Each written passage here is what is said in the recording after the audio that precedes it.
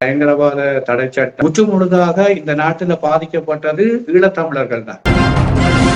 இவ்வளவு பெருந்திரளான மக்கள் இந்த நாட்டை விட்டு வெளியேறி வெளிநாடுகளுக்கு போறதுக்கும் பலர் அந்த வெளிநாடுகள்ல இருந்து தாயகத்துக்கு வர முடியாமல் இருக்கிறதுக்கும் தடையா இருக்கிறது அந்த சட்டம் தான்.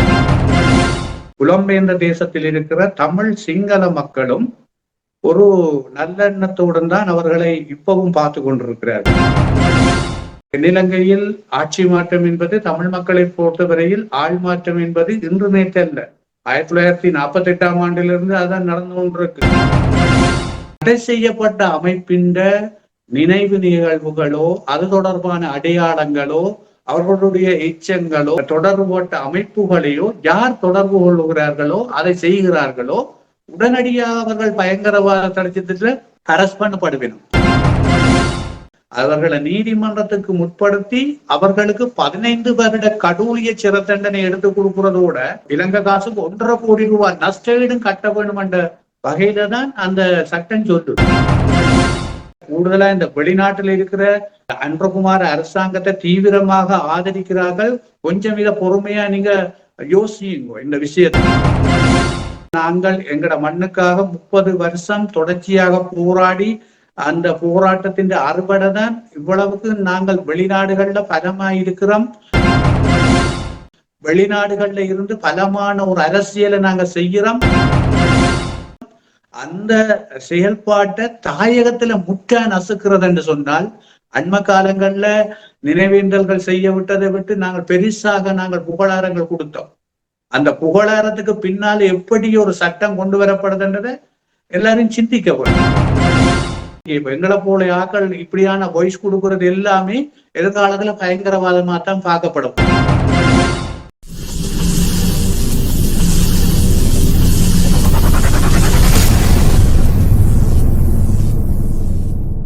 அரசியல் ஆய்வுக்களம் உண்மையோடு தமிழர்களின் உரிமை காக்க உரசிவிடும் தீக்குச்சி என தன்னை நிலைநிறுத்தி தமிழரின் அரசியல் பேசும் களமாக உங்களை தேடி வருகிறது அரசியல் ஆய்வுக்களம்.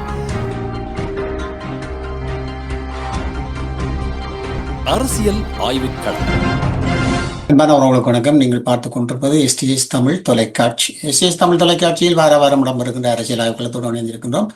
அரசியல் ஆய்வுக்களத்தில் வளமை கூறவே எங்களோடு பல ஆண்டுகளாக இணைந்திருந்து தாயக விடயங்களை நேர்த்தியாக தருகின்ற திரு சபா கோதாஸ் அவர்கள். இவர் வடக்கு மாகாண சபையின் முன்னாள் உறுப்பினரும் அது மட்டுமில்லாமலுக்கு வரலாற்று ஆசிரியராகவும் அத்தோடு பல அரசியல் வேலை திட்டங்கள் பொது வேலை திட்டங்கள் என்று சொல்லி அனைத்திலும் பணியாற்றி கொண்டிருக்கின்ற ஒரு சிறப்பான விடயங்களை செய்து கொண்டிருக்கின்ற சபா கோதாஸ் அவர்களை மீண்டும் இணைத்துக் கொள்கின்றோம். வணக்கம் சபா. வணக்கம் நேயர்கள் அனைவருக்கும் வணக்கம்.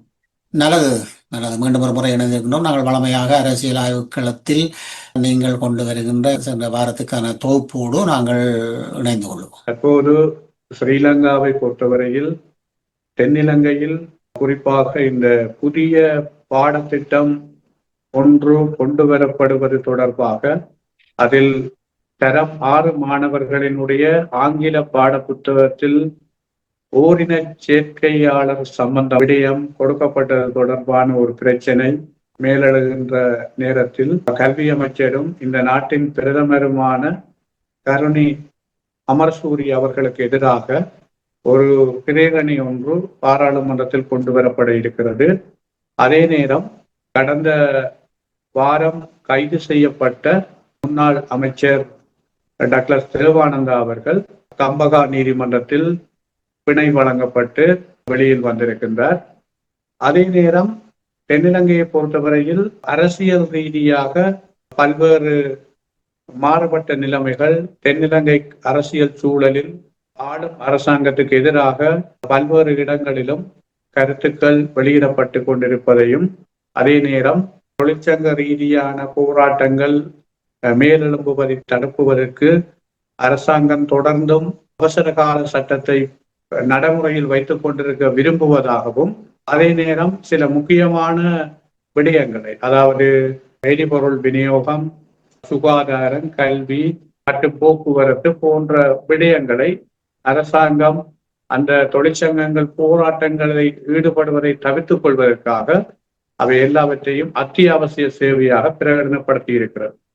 இன்னொரு புறம் தென்னிலங்கையில் இருக்கிற எங்களுடைய தமிழர் தாயக பகுதியில் காலநிலையினுடைய பாரிய ஒரு அச்சுறுத்தல் இருப்பதாக ஆய்வுகள் சொல்லப்பட்டு கொண்டிருந்தாலும் போதிய கள சூழலில் அந்த காலநிலை மாற்றம் என்பது திடீரென ஏற்படுகிற மாற்றம், அதற்கு ஏற்றால் போல் தற்போது அந்த வருகிற வங்காள விரிகுடாவில் இருந்து வருகிற காற்று பிரிந்து செல்கின்ற சூழ்நிலை காரணமாக கிழக்கு மாகாணத்தில் குறிப்பாக அம்பாறை மட்டக்களப்பு போன்ற பகுதிகளில், அதே நேரம் திருகோணமலையின் ஒரு பகுதியிலும் மழை கூடுதலாக கிடைத்துக் கொண்டிருக்கின்றது.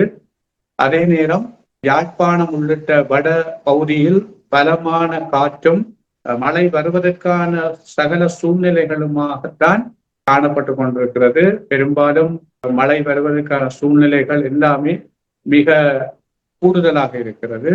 அவ்வாறான சூழலில் கூடுதலான மழை பெய்யக்கூடும் என்ற ஒரு எதிர்பார்ப்பும் இருந்து கொண்டிருக்கிறது. அதனை விட தமிழர் தாயக பகுதியில் இந்த தையட்டி விவகாரம், பாதிக்கப்பட்ட மக்களினுடைய அந்த காணிகள் இப்படியாக விடுவிக்கப்பட வேண்டும் என்ற வகையில் யாழ் மாவட்ட செயலாளர், அதாவது அரசாங்க அதிபர் என்று சொல்லப்படுகின்ற அந்த மாவட்ட செயலாளர் ஊடாக ஒரு புதிய வியூகம் ஒன்று கையாளப்படுகிறது. அது எந்த வகையில் பாதிக்கப்பட்ட மக்களுக்கு நீதி கிடைக்குமா அல்லது இது காலந்தாழ்த்துகிற விவகாரமா என்று புரியவில்லை. அதைவிட இந்த மாகாண சபைகள் தேர்தல், மாகாண சபைகளுக்கான தேர்தலை அதாவது நடத்துவதற்கு ஒரு தெரிவு குழு ஒன்றை பாராளுமன்றத்துக்குள் இந்த அரசாங்கம் கொண்டு வர முனைகிறது. இது தொடர்பான விமர்சனங்களும், அதே நேரம் பயங்கரவாத தடை சட்டத்தை நீக்கி புதியதொரு பயங்கரவாத எதிர்ப்பு சட்டம் ஒன்றை கொண்டு வருவதற்கும் அதற்குரிய உத்தேச வரைவுகளும் வெளியிடப்பட்டிருக்கின்றன. அது தொடர்பான விமர்சனங்களும் எழுந்து கொண்டிருக்கிறது. அதனை விட இலங்கையினுடைய அரசாங்கத்தின் தற்போதைய வெளிவிவகார அமைச்சர் விஜித கேரத் அவர்கள் தாங்கள் தமிழ் மக்களினுடைய விடயங்களை அவதானிப்பதாகவும் தமிழ் மக்களை ஒருபோதும் ஏமாற்ற மாட்டோம் என்றும் சொல்லி இருப்பது தற்போது பல்வேறு விமர்சனங்களை உருவாக்கி இருக்கிறது. தமிழ் மக்களின் விடயங்களை நாங்கள் செய்வோம், ஏமாற்ற மாட்டோம் என்று சொல்லி சொன்னால், இதுவரையில் நீங்கள் ஆரம்பத்திலே கூறியிருந்தீர்கள், இந்த அரசு ஆட்சிக்கு வருகின்ற போதே கூறியிருந்தீர்கள் இவர்களும் ஒன்றும் செய்ய போவதில்லை என்ற ஒரு விடயத்தை நாங்கள் உரையாடி இருந்தோம். அதுபோன்று இப்பொழுது இதுவரையில் இந்த விவகாரம் பற்றிய விடயத்தில் ஜனாதிபதியின் வாயால் இப்படியான தகவல்கள் வரவில்லை.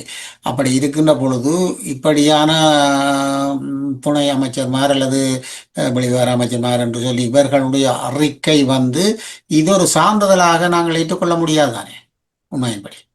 நிச்சயமா என்னன்னு சொன்னால், உண்மையாக ஜனாதிபதியை ஒட்டுமொத்தமான மக்களும், நாட்டில் உள்ள ஒட்டுமொத்தமான மக்களும், புலம்பெயர்ந்த தேசத்தில் இருக்கிற தமிழ் சிங்கள மக்களும் ஒரு நல்லெண்ணத்துடன் தான் அவர்களை இப்பவும் பார்த்து கொண்டிருக்கிறார்கள். ஆனால் அவர்களினுடைய வாயால், ஜனாதிபதியினுடைய வாயால் தமிழ் மக்களினுடைய பிரச்சனைகளுக்கு எப்படியான தீர்வு நாங்கள் வழங்க போகிறோம் அல்லது தமிழ் மக்கள் சார்ந்த தேசிய இன பிரச்சனைக்கான தீர்வுக்கு அப்பால் தீர்க்கக்கூடிய பல பிரச்சனைகள், ஈஸியாக ஒரு நாள் 2 நாளில் தீர்க்கக்கூடிய பல பிரச்சனைகள் இருக்கிறது. ஆனால் அந்த பிரச்சனைகளில் ஒற்று வீரன் தன்னும் ஜனாதிபதி கரிசனை கொள்ளவில்லை. ஆகவே இது போதை ஒழிப்பு என்கிற ஒரு பக்கம் இருந்து கொண்டிருக்க, இந்த ஊழல்வாதிகள் அல்லது கடந்த காலத்தில் ஊழல்களுக்கு துணை போனார்கள் என்று சொல்லி ஒரு சில தென்னிலங்கையில் இருக்கிற அரசியல்வாதிகளை பிடிப்பது, பிணையில் விடுவது போன்ற செயற்பாடுகளும், அதே போன்றுதான் இந்த முன்னாள் அமைச்சர் டக்ளஸ் தேவானந்தா அவர்களும், அது உண்மையிலேயே 2019ஆம் ஆண்டு அவர் தொடர்பாக அன்றைய காலகட்ட பரப்பில் CID-யால் ஆராயப்பட்ட ஒரு விடயம்தான். அந்த காலகட்ட பரப்பில் அவருடைய பலமான, அவருக்கு ஏற்ற அரசாங்கம் ஆட்சியில் இருந்தபடியால் அவரை அரஸ்ட் பண்ணுவதற்கான ஏற்பாடுகள் நடைபெறவில்லை. ஆகவே அந்த அரியஸாக இருந்த அந்த கேஸில் தான் இப்பொழுது அவர் சிறையில் அடைக்கப்பட்டு பிணையில் விடுவிக்கப்பட்டிருக்கிறார்.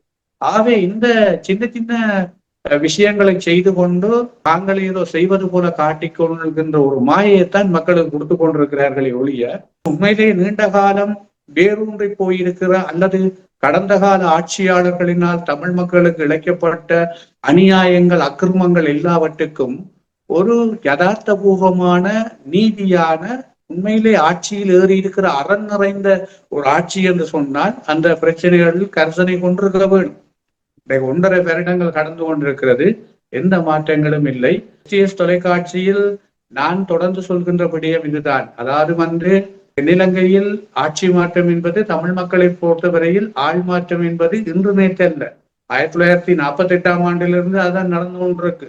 ஆகவே அதை போலதான் இந்த ஜனாதிபதி விடப்போகிறார் என்று சொன்னால், நான் நினைக்கிறேன் இனி எதிர்வரும் ஆண்டுகளில் அவர்களுக்கான எப்படியான மக்கள் ஆதரவு அல்லது மக்கள் நம்பிக்கை இருக்கும் என்பது ஒரு கேள்விக்குறியானபடி என்றார். இந்த நாடு ஒரு சுமூத்தாக போகும் என்று சொன்னால் ஜனாதிபதி சின்ன இன்றைக்கு பயங்கரவாத தடை சட்டம் என்ற விஷயத்தை பார்த்தால் அது நாங்கள் இதுல கொஞ்சம் ஆழமா கதைக்க வேணும். இப்படி பார்க்கின்ற பொழுது இப்ப புதிதாக வரப்படுகின்ற இந்த பயங்கரவாத சட்டத்துக்கு எதிரான இன்னொரு சட்ட மூலம் இது என்னத்தை கொண்டு வரப்போகின்றது என்று எதிர்பார்க்கின்றீர்கள்? அதுகள் எல்லாம் கடந்த காலங்களை விட மோசமாகவே இருந்த பயங்கரவாத தடை சட்டம் உண்மையிலே 1979ஆம் ஆண்டு கொண்டு வரப்பட்ட அந்த பயங்கரவாத தடை சட்டம் முற்று முழுதாக இந்த நாட்டுல பாதிக்கப்பட்டது ஈழத்தமிழர்கள் தான். இன்றைக்கு இவ்வளவு பெருந்திரளான மக்கள் இந்த நாட்டை விட்டு வெளியேறி வெளிநாடுகளுக்கு போறதுக்கும் பலர் அந்த வெளிநாடுகள்ல இருந்து தாயகத்துக்கு வர முடியாமல் இருக்கிறதுக்கும் தடையா இருக்கிறது அந்த சட்டம் தான். அதை விட தமிழர் தாயகத்துல ரோட்டுக்கு ரோடு வீட்டுக்கு வீடு பிணங்களும் அவல குரல்களும் அழுகுரல்களுமாக இருந்த ஒரு காலத்துக்கு அத்திவாரமிட்டது அந்த பயங்கரவாத தடை சட்டம். அது எல்லோருக்குமே தெரியும். இன்றைக்கும் எத்தனையோ வீடுகள்ல அழுகுரல் இருந்து கொண்டுதான் இருக்கு. காணாமல் ஆக்கப்பட்ட உறவுகள் அழுது கொண்டு தெரியணும். இந்த பயங்கரவாத தடை சட்டத்தாலதான் அவ்வளவு அநியாயங்கள் நடந்தது. ஆகவே அந்த தடை சட்டத்தை நீக்கிறோம் என்று சொல்லி போட்டு இன்றைக்கு கொண்டு வந்திருக்கிற பயங்கரவாத எதிர்ப்பு சட்டத்தினுடைய உத்தேச வரைவு ஆழமா வாசிச்சா உண்மையில அதுல பயங்கரவாத தடை சட்டம் பண்றதுக்கு என்ன வரைவிலக்கணம் என்றே தெளிவில்லை. உத்தேச வரைவில் சொல்லப்பட்டிருக்க விடயங்கள் கிட்டத்தட்ட 110க்கு அதிகமான விஷயங்களை சொல்லியிருக்கு. இன்ன விஷயங்களை செய்தால் அந்த பயங்கரவாத தடை சட்டம் பாயும். ஆகவே சட்டம் இவ்வளவுதான் விஷயங்களை உள்ளடக்கி இருக்கிற ஒரு வரையறை இல்லாமல் எதை செய்தாலும் சந்தேகப்படுற மாதிரி தான் இருக்கு. அதிலையும் தமிழ் மக்களைத்தான் கூடுதலான குறிவைக்கப்பட்டிருக்குது. அதுல ஒரு விஷயத்தை நாங்கள் ஆழமா இதுல கதைக்கப்படும் என்னன்னு சொன்னால், தடை செய்யப்பட்ட அமைப்பின் நினைவு நிகழ்வுகளோ அது தொடர்பான அடையாளங்களோ அவர்களுடைய எச்சங்களோ அல்லது அவர்களுடைய செயற்பாட்டினுடைய தொடர்புபட்ட அமைப்புகளையோ யார் தொடர்பு கொள்ளுகிறார்களோ அதை செய்கிறார்களோ உடனடியாக அவர்கள் பயங்கரவாத தடைச்சத்துல அரெஸ்ட் பண்ணப்படுவேணும். அரெஸ்ட் பண்ணப்படுறது மாத்திரமல்ல, அந்த சட்டம் சொல்லுது ஓராண்டுகளுக்கு அவர்களை வச்சு விசாரிக்கலாம் என்று சொல்லு. ஓராண்டுகளுக்கு விசாரிக்கிறதுக்கு அப்பால அவர்களை நீதிமன்றத்துக்கு முற்படுத்தி அவர்களுக்கு 15 வருட கடூழிய சிறை தண்டனை எடுத்து கொடுக்கிறதோட 15 மில்லியன் இலங்கை காசுக்கு 1.5 கோடி ரூபாய் நஷ்டஈடும் கட்ட வேண்டும் என்ற வகையில தான் அந்த சட்டம் சொல்லுது. ஆகவே நாங்கள் ஒரு மாவீரத்தின் நிகழ்வை கொண்டாடுறதுக்கோ அல்லது எங்களுடைய உறவுகள் இறந்தவர்களை பற்றி அல்லது இறந்த வீரர்களுடைய நினைவேந்தலை செய்யறதுக்கோ அல்லது எங்களுடைய போராட்டத்தினுடைய சில அடையாளங்களை நாங்கள் கொண்டாடுறதுக்கோ அல்லது டயஸ்போரா புலம்பெயர்ந்த தேசத்தில் இருக்கிற தடை செய்யப்பட்ட அமைப்புகள்ல யாரும் தொடர்புகளை வச்சிருந்தாலோ அந்த உதவிகளை பெற்றாலோ இதெல்லாம் அவர்கள் மீது பயங்கரவாதமா தான் பார்க்கப்படும். இது ஒரு ஆபத்தான விஷயம். இதை போல கன விஷயம் இருக்கு. இதுல நாம் சொல்றது மிக முக்கியமானது இதுதான். இன்றைக்கு எங்கட போராட்டத்தின் மிக பிரதானமான அம்சம் எப்படி நசுக்கப்பட போதுன்றதை எல்லாரும் புரிஞ்சு கொள்வோம். அதுல கூடுதலா இந்த வெளிநாட்டில் இருக்கிற அன்றகுமார அரசாங்கத்தை தீவிரமாக ஆதரிக்கிறார்கள். கொஞ்சம் இதை பொறுமையா நீங்க யோசியுங்க இந்த விஷயத்தை. ஏனென்று சொன்னால் இது தாயகத்துக்குள்ள என்ன மாதிரின்னு சொன்னா எதிர்காலத்தில எங்களோட விடுதலை போராட்டம் கிட்டத்தட்ட நாங்கள் எங்கட மண்ணுக்காக 30 வருஷம் தொடர்ச்சியாக போராடி அந்த போராட்டத்தின் அறுவடை தான் இவ்வளவுக்கு நாங்கள் வெளிநாடுகள்ல பலமா இருக்கிறோம். வெளிநாடுகள்ல இருந்து பலமான ஒரு அரசியலை நாங்க செய்கிறோம். அந்த செயல்பாட்டை தாயகத்துல முற்றா நசுக்கிறது என்று சொன்னால் அண்மை காலங்கள்ல நினைவேந்தல்கள் செய்ய விட்டதை விட்டு நாங்கள் பெரிசாக நாங்கள் புகழாரங்கள் கொடுத்தோம். அந்த புகழாரத்துக்கு பின்னால் எப்படி ஒரு சட்டம் கொண்டு வரப்படுதுன்றதை எல்லாரும் சிந்திக்க வேண்டும். ஆகவே இந்த சட்டத்துக்கான சரியான வரவிலக்கணம் இல்லை. சட்டம் சொல்ற தண்டனைகள் எல்லாம் அபரிவிதமானது. அதை விட இன்னொரு ஆபத்து இருக்குது. யாருமே எதிர்ப்பரசியல் செய்ய முடியாது. எதிர்ப்பரசியல்ன்றது தங்களுக்கான நியாயமான கோரிக்கை. இப்ப எங்களை போல ஆக்கள் இப்படியான வாய்ஸ் கொடுக்கறது எல்லாமே எதிர்காலத்துல பயங்கரவாதமா தான் பார்க்கப்பட போகுது. பயங்கரவாதமா தான் பார்க்கப்பட போது இந்த சட்டம் மேலெடுந்தார். அதேபோல் ஊடகவியலாளர், சுயாதீன விமர்சகர்கள், சோசியல் மீடியா, சமூக வலைத்தளங்கள்ல கருத்துக்கள் பதிவிடுகிறார்கள். அதை விட வெப்சைட், இணையதளங்கள்ல ஆர்டிக்கல் எழுதுறது, செய்தி பிரசுரிக்கிறார்கள் எல்லாம் அரசாங்கத்தை விமர்சிக்கிறது அல்லது எதிராக இருக்குமா இருந்தால் அது பயங்கரவாதம் என்றதான் அவையண்ட பேர். ஆகவே இது ஒரு பாரிய அடக்குமுறையை நோக்கித்தான் நகர போகுது. ஆகவே இந்த விஷயத்துல உத்தேச பயங்கரவாத தடை சட்டம் தொடர்பான பார்லிமெண்ட்டுக்கு வந்திருக்குது. ஆகவே இதை எல்லாருமா இன்றைக்கு டயஸ்போரால இருக்கிறார்களும் தங்கட நாடுகள்ல இருக்கிற ராஜேந்திரிகளை சந்திச்சு இதை சொல்ல வேணும். இந்த சட்டம் நாங்கள் ஏற்றுக்கொள்ள புதுசா கொண்டு வர சட்டத்துல இவ்வளவு பிரச்சனைகள் இருக்குது, தெளிவில்லை. ஆனபடியால் இந்த சட்டத்தை நீங்கள் உடனடியாக கவர்மெண்ட சொல்லணும், இலங்கை அரசாங்கத்தை சொல்லணும், வாபஸ் பெறணும், விட்ரோ பண்ண சொல்லி சொல்லணும். அதே போல இந்த நாட்டில தமிழ் மக்கள் மட்டுமில்லை, எதிர்காலத்துல சிங்கள மக்களும் இதால பாதிக்கப்பட போயினோம், முஸ்லிம் மக்களும் பாதிக்கப்பட போயினோம், மலையக மக்களும் பாதிக்கப்பட போயினோம். ஆகவே எல்லாரும் இதை மிக அவதானமா கொள்ளணும். என்னண்டா என்ன விஷயம், இன்றைக்கு வெளிநாட்டில இருந்து ஒரு நிதி டிரான்ஸ்பர் பண்ணப்பட்டால், காசு பரிமாற்றம் நடந்தால் அதுல கூட ஒரு சின்ன சந்தேகம் மட்டும் அது பயங்கரவாத தடத்திட்டத்துல ஆளை அரெஸ்ட் பண்ணுவேன். இப்பொழுது இவர்கள் கூறி ஆட்சிக்கு வந்த விடயத்தை நாங்கள் பார்க்கும் பொழுது சமத்துவம் என்றெல்லாம் பேசிக்கொண்டு வந்தார்கள். அப்படி இருக்கின்ற பொழுது மீண்டும் பயங்கரவாத சட்டத்தில் ஒரு சில விடயங்களை மட்டும் எடுத்து போட்டு மேலதிகமாக பயங்கரவாத சட்டத்தின் இறுக்கங்களை கொண்டு வருவதன் மூலம் இப்பொழுது 2009 பிறகு யுத்தம் ஆவணித்து இதுவரையில் விடுதலை புலிகளோ அல்லது போராட்டங்களோ அல்லது ஏதாவது சின்ன சின்ன துப்பாக்கி சூடுகளோ தமிழ் பக்கத்தில் இல்லை. அப்படி இருக்கின்ற பொழுது ஒரு சமத்துவமோ அல்லது ஒரு சமமான ஒரு சிந்தனை உள்ள ஜனாதிபதி அல்லது அவரோடு இணைந்திருக்கின்ற இந்த புத்த சாதனத்துக்குரியவர்கள் அனைவருமாக உண்மையிலேயே இந்த விடுதலை புலிகளின் தடைகளையும் எடுத்து தமிழ் மக்களுக்கான ஒரு சுதந்திரத்தை கொடுத்து அவர்கள் சுதந்திரமாக பேச்சு வன்மைக்கு இடம் கொடுத்து, அது மட்டும் இல்லாமலுக்கு புலம்பெயர் நாட்டில் இருக்கின்ற அமைப்புகளுக்கும் அவர்கள் தடைகளையும் எடுத்து ஒரு சமச்சையை காட்டினால் அது வரவேற்கத்தக்க விடயம். இது நீங்கள் கூறுவதை பார்த்தால் மீண்டும் நாங்கள் கொடூரமாக வஞ்சிக்கப்படுகின்றோம் என்றெல்லாம் இருக்கின்றது. நிச்சயமா நீங்க சொன்னது போல உண்மையில இவர்களும் ஒரு ஆயுத தூக்கிய ஒரு போராட்ட இயக்கம் தான். உண்மையில அவர்களுக்கும் தடை இருந்தது. அவர்களுக்கு 2 தடவை தடை போடப்பட்டது இலங்கை அரசாங்கத்தால். அந்த தடை எடுக்கலன்னு சொல்லிதான் இவர்கள் இன்றைக்கு அரசியலுக்குள்ள வந்திருக்கிறார். ஆகவே இவர்கள் அதை புரிஞ்சு கொள்ளணும். தங்களுக்கும் அந்த வலி ஏற்பட்டது, தங்களையும் தங்களுடைய தோழர்களையும் ஆயிரக்கணக்காக சுட்டு கொன்றார்கள் என்ற வரலாறுகள், வேதனைகள், அவலங்கள் எல்லாவற்றையும் தெரிந்த ஒரு இயக்கமாகத்தான் இந்த ஆட்சியில இருக்கிற ஜேவிபி இன்றைக்கு தேசிய மக்கள் சக்தி என்று வந்தாலும் அவருடைய அடிப்படை மனநிலையில இருந்த அந்த கஷ்டங்கள், துன்பங்கள் எல்லாம் அவர்களுக்கு புரியும். ஆகவே அப்படி புரிஞ்சிருந்தா இன்றைக்கு தங்களுக்கு அந்த தடை தொடர்ந்து இருந்திருக்குமாக இருந்தால் தாங்கள் எப்படி அரசியலில் இல்லாமல் போயிருப்பினும் என்றதை அவர்கள் உணர்ந்தால் இன்றைக்கு தமிழ் மக்களுக்கும் நியாயபூர்வமான அவருடைய கோரிக்கைகளை ஏற்று அவர்களும் ஒரு அரசியல் ரீதியாக அதிகாரம் உள்ள இறமை உள்ள இனமாக இந்த நாட்டுல வாழணும் என்றால் அவைய இப்படியான கொடூரமான சட்டங்களை கொண்டு வர நினைக்க கூடாது. அப்படி நினைக்கிறது தவறு. ஏனென்று சொன்னால் தொடர்ந்தும் இரும்பு கரம் கொண்டுதான் மக்களை அடக்க போறீங்கள் என்று சொன்னால் இந்த நாடு விடுதலை பெறத்துக்கோ இந்த நாடு விடிவு பெறத்துக்கோ வாய்ப்பில்லை. எதிரணியில இருந்து கடந்த காலத்துல கோட்டாபய ராஜபக்ச கொண்டு வந்த பயங்கரவாத எதிர்ப்பு சட்டம், அதுக்கு முதல் மஹிந்த ராஜபக்ச முயற்சி செய்த எல்லா விஷயத்தையும் மிக பக்காவாக எதிர்த்து பாராளுமன்றத்துல உரையாற்றினதுல மிக பிரதான பங்கு அன்றகுமாராவுக்கு தான் இருக்கு. ஏன் அப்படி எதிரணியில இருந்து கதைச்ச மனுஷன் இன்றைக்கு ஜனாதிபதி சீட்ல வந்த பிறகு அதை விட மோசமான ஒரு சட்டத்தை கொண்டு வர யோசிக்கிறாருன்னு சொன்னா அப்ப இதுவரை காலம் நடிச்சிருக்கிறேன், ஆட்சிக்கு வர்றதுக்கு நடிச்சிருக்கிறேன். அப்ப தொடர்ந்து தங்களுக்கு கிடைச்ச சந்தர்ப்பத்திலே என்னோராக்கள் என்ன செய்வாங்களா, தங்களுக்கு கிடைச்ச சந்தர்ப்பத்துல இதை எல்லாத்தையும் நீக்கி ஒரு ஃப்ரீடமா நாட்டை எல்லா மக்களையும் கொண்டு போறதுக்கு தான் முயற்சிப்பாங்களே ஒழிய இது எல்லாரும் நினைச்சதுக்கு மாறாதான் இந்த விஷயம் நடக்குது.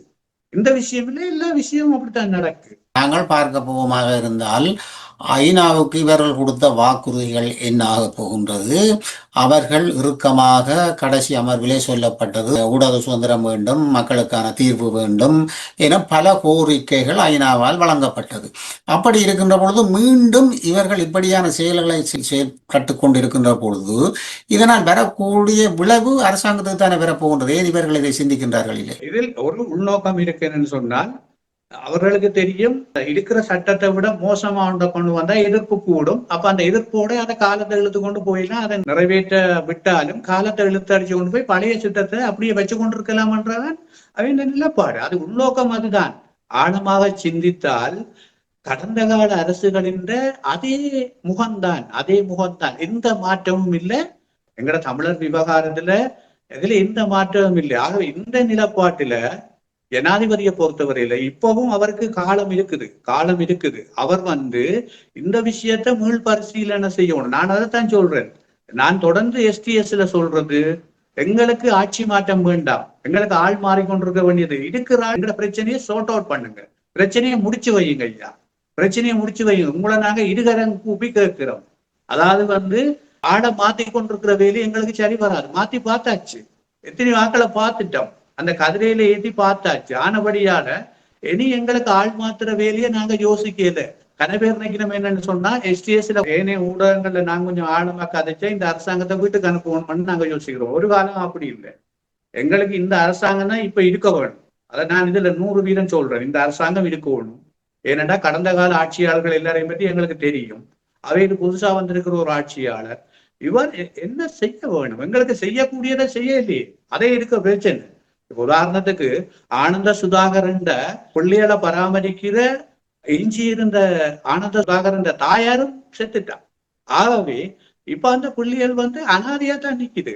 அந்த புள்ளிகளுக்கு தேப்பன் இருந்தும் அவர் பார்க்க முடியாத நிலைமையில சிறையில இருக்கிற ஒரு சூழல்ல இருக்கிறார். ஏன் ஜனாதிபதியால ஒரு பொது மன்னிப்பு கொடுக்க முடியல? அப்படி என்று சொன்னால் நீங்கள் அந்த எதிர்கால சந்ததிகள் மீது, அந்த பிள்ளைகள் மீது நீங்கள் கரிசனை இல்லை, மனிதாபிமானம் இல்லை. போர் முடிஞ்சு எல்லாமே ஊஞ்சிட்டு போரை நடத்தினாக்கள் எல்லாம் எங்கெங்க இருக்கணும், யாரோட இருக்கணும் எல்லாம் உலகத்துக்கே தெரியும். அப்படி இருந்தும் எய்தவனுக்கு அம்பனோவது போல அந்த ஆனந்த சுதாகரன் குடும்பத்தையே அப்படி வஞ்சிக்க வேணும். அதை விட எத்தனை அரசியல் கைதிகள் இந்த குடும்பங்கள் இன்றைக்கு பாதிக்கப்பட்டு கொண்டிருக்கு. எஞ்சி இருக்கிற அரசியல் கைதிகள் கெட்ட பெருமானத்துல தான் கிட்டத்தட்ட 17 பேருக்குள்ளதான் இருக்கு. அவ்வளவு விரைவில் விட முடியல. அதுல விட்டிருந்தா கூட ஒரு நல்லெண்ணம் வந்திருக்கும் மக்களுக்கு. நிச்சயம் இந்த ஜனாதிபதி ஏதாவது ஒன்று செய்யத்தான் போறாரு. வந்ததுல இருந்து கடந்த ஆட்சியில விடப்பட்ட நிலத்துல, எஞ்சி இருக்கிற நிலத்துல ஒரு குழி நிலம் எங்கேயாலும் விடப்பட்டிருக்கு உத்தியோகபூர்வமா? மக்களின் நிலம் இல்ல, விடப்படவில்லை. அதை விட இன்னும் ஒரு வேதனையான விடயம், இந்த சட்டம் பயங்கரவாத தடை சட்டத்துக்கு மோசமான ஒரு வரைவை கொண்டு வாரீங்கள்னு சொன்னால் நாளைக்கு என்னன்னு தமிழ் மக்களுக்கு நீங்கள் நீதி கொடுக்க போறீங்கள்? இதுல நம்பிக்கையே இல்லை. என்ன பொறுத்தவரையில மாகாண சபை தேர்தலுக்கு ஒரு தெரிவுக்குழு பார்லிமெண்ட்ல கொண்டு வரதுக்கு முயற்சிக்கிறதன் மூலமாயே ஒன்று எங்களுக்கு தெளிவா தெரியுது, கடந்த கால ஆட்சியாளர்களுக்கும் இவர்களுக்கும் எந்த வேறுபாடும் இல்லை என்று. கடந்த கால ஆட்சியாளர்களும் இதைத்தான் செய்தவன். ஏதாவது ஒரு பிரச்சனை வந்தா ஒரு தெரிவுக்குழு போடுவினோம், அல்ல ஆணைக்குழு போடுவினோம். ஆணைக்குழுவும் தெரிவுக்குழுவும் தமிழர்களுக்கு என்ன செய்கிறதுன்றது உங்களுக்கும் தெரியும், எல்லாருக்கும் தெரியும். ஒன்றும் இல்லை. காலத்தை கடத்தி நீதியை நீர்த்து போக செய்து அதுக்கு இருந்த சாட்சியங்களை அழிச்சதுதான் மிச்சம். வேற ஒன்றும் நடக்கிறது. உண்மை. இது போன்று இந்த வர இருக்கின்ற தேர்தல் விடயம் 13வது சட்டத்தின் கீழ் அதை நடத்தினால் நல்லம் என்று சொல்லி எதிர்கட்சிகள், தமிழரசு கட்சி எல்லாம் கோரிக்கைகள் விடப்படுகின்றது. ஆனால் அதற்கும் அவர்கள் ஒத்துக்கொள்வதாக இல்லை. அது மட்டுமில்லாமலுக்கு அவர்கள் ஏதாவது ஒரு சாட்டை சொல்லி இதையும் நாங்கள் செய்வோம் கட்டாயம் என்ற ஒரு தகவலோடு கூறப்படுகின்ற விடயங்கள் அங்கே நாம் பார்க்கக்கூடியதாக இருக்கு. நான் இந்த STS தொலைக்காட்சியில தேவாண்மையோட இந்த விஷயத்தை கதைச்சால் சில பேருக்கு இன்னும் கோபம் வரும். என்னண்டா, உண்மையாக இந்த ஆட்சியாளர்களுக்கு இந்த மாகாண சபை தேர்தல் நடத்துறது விருப்பம் இல்லை, மாகாண சபை இருக்கிறதே விருப்பம் இல்லை. அது ஏலவே இவன் அடிப்படையில ஊர்ன விஷயம். அதாவது இவன் இந்த கட்சியினுடைய ஸ்தாபக தலைவர் ரோகண விஜயவீரர்ல இருந்து எல்லாருமே இந்த 13வது திருத்த சட்டத்துக்கு உள்ளான மாகாண சபை முறை வர்றதை எதிர்த்தவை. அதே நேரம் தமிழ் மக்களுக்கு ஒரு சுயன்மய உரிமையை இருக்கின்றதையும் அவன் ஏற்றுக்கொள்ளல. அப்படி இருக்கிற சூழல்ல இவை அந்த அடிப்படை மனோநிலையில தான் இப்பவும் இருக்கிறோம். இவ இந்த மாகாண சபை தேர்தலை நடத்தி அதிகாரங்களை பகிர்ந்து கொடுக்கறதுக்கு இவர்களுக்கு உண்மையாக விருப்பம் இல்லை. இவர்கள் என்ன யோசிக்கணும்னு சொன்னால், இருக்கிற மாகாண சபையை பலவீனப்படுத்தி ஒரு நிர்வாக அதிகாரங்களோட கையாளணும்னு தான் யோசிக்கணும். அதுல இந்தியாவின் அழுத்தங்களும் இந்தியா மனித உரிமை பேரவையில வச்சிருக்கிற ஒரு தீர்மானத்தாலேயும் தான் இவர்களால அதிலிருந்து இலகுவாக வெளியேற முடியாமல் இருக்கு. ஏனென்றா இந்தியாவை பவிச்சு கொண்டுட்டால் பிரச்சனை வேற விதமாக மாறிடும் என்று சொல்லி, ஆகவே அந்த நோக்கத்தின் அடிப்படையில தான் இவர்கள் இந்த மாகாண சபை தேர்தலை நடத்துறதுல காலத்தை தாழ்த்தினோம். அதாவது அவர்களுக்கு வாய்ப்பா என்னென்றால், இப்ப ஏற்பட்ட இந்த கடைசியா ஏற்பட்ட பேரிடர், புயல் காரணமாக ஏற்பட்ட பேரிடரும், அதே நேரம் இவர்களுக்கு இன்னொரு சந்தர்ப்பம், அந்த கடந்த நல்லாட்சி அரசாங்கத்தின் காலத்துல இந்த தேர்தல் நடத்துற முறைமையில் ஏற்பட்ட முரண்பாடு அவர்களுக்கு இன்னும் வாய்ப்பா அமைஞ்சிட்டது. அது உண்மையில அந்த நல்லாட்சி அரசாங்கத்தில திட்டமிட்டு அந்த மாகாண சபை முறைமையை, தேர்தல் முறைமையை கொண்டே ஒரு சிக்கலுக்குள்ள உட்படுத்த வேண்டும் என்று செய்த சதி இன்றைக்கு இவர்களுக்கு வாய்ப்பா வந்துட்டது. இவர்களும் என்னென்றால் அந்த சதியை செய்யணும் தான் தொடர்ந்து விரும்புகிறோம். அவர்கள் நினைச்சால், இன்றைக்கு அன்றகுமார திசாநாயகன் நினைச்சால் ஒரு நாள்ல ஒரு மனத்தியாரத்துக்குள்ள பார்லிமெண்ட்டுக்குள்ள ஒரு பில்லை கொண்டு இந்த மாகாண சபை தேர்தல் பழைய முறைப்படிதான் நடத்த வேணும், 2017 ஆண்டு கொண்டு வரப்பட்ட 17ஆம் இலக்க சட்டத்தை மாற்றி அமைக்கணும் என்று சொன்னால் அவர்கிட்ட 189 பேர் இருக்கு, 123 பேரே காணும் அதை மாத்திரத்துக்கு. ஆகவே 159 பேரை வச்சிருக்கிற ஒரு ஜனாதிபதி ஏன் தெரிவு குழுவை கொண்டு வர பார்லிமெண்ட்டுக்குள்ளால? இது காலத்தை கடத்துறது, இது சின்ன பிள்ளைக்கு தெரியும், இது காலத்தை கடத்துற ஏமாற்று வேலை என்று சொல்லி. ஆகவே ஜனாதிபதி இந்த நாட்டை என்ன பொறுத்தவரையில 9 மாகாண சபையும் இப்படி ஒரு ஜனாதிபதி கீழே இயங்குமா இருந்தால் நிச்சயமா இந்த நாட்டை ஓராண்டுக்குள்ள பாரிய அளவு தூரம் கட்டி வளர்க்கலாம். ஏனென்றால் மத்திய அரசாங்கம் எடுக்கிற அத்தனை விஷயங்களையும் உடனடியாக மாகாண சபைகள் அதுக்கேற்றால் போல் விரைவுபடுத்தி செய்து கொடுக்குமா இருந்தால் நாடு எங்கேயோ போயிடும். ஆகவே ஜனாதிபதியை சிந்திக்கலையா அல்லது சிந்திக்கிற மாதிரி நடிக்கிறாரா, எல்லாமே அது அவருக்குத்தான் தெரியும். அவரை நேசிக்கிற மக்களுக்கு தான் தெரியும். என்ன பொறுத்தவரையில எனக்கு தெரியுது, அவர்கள் தெரிஞ்சும் வேணுமண்டியில காலத்தை கடத்தி இதை இல்லாமல் பண்றதான் வேண்டும் நோக்கமாக இருக்கு.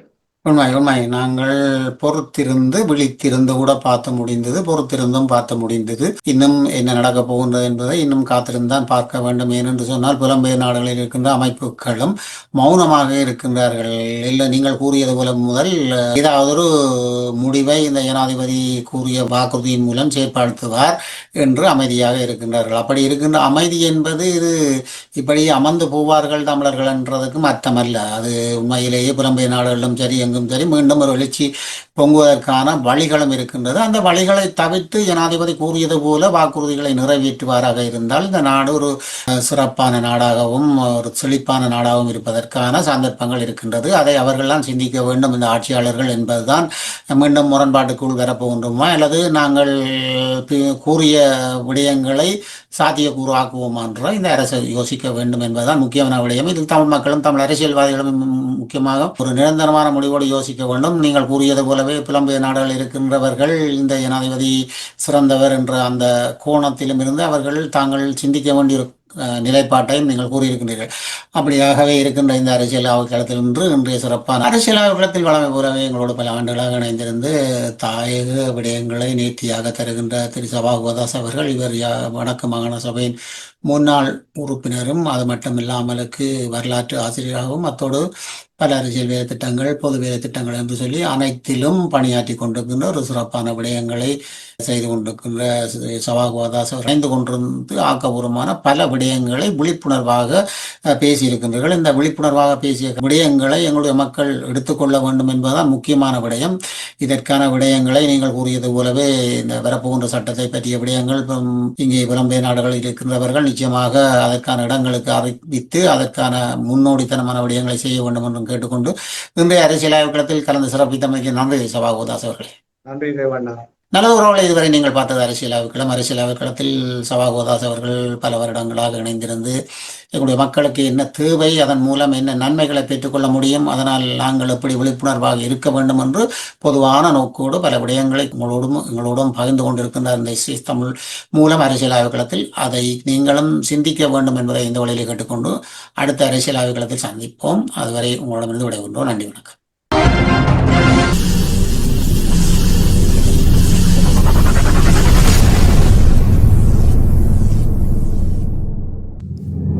அரசியல் ஆய்வுக் களம். உண்மையோடு தமிழர்களின் உரிமை காக்க உரசிவிடும் தீக்குச்சி என தன்னை நிலைநிறுத்தி தமிழரின் அரசியல் பேசும் களமாக உங்களை தேடி வருகிறது அரசியல் ஆய்வுக் களம். அரசியல் ஆய்வுக் களம்.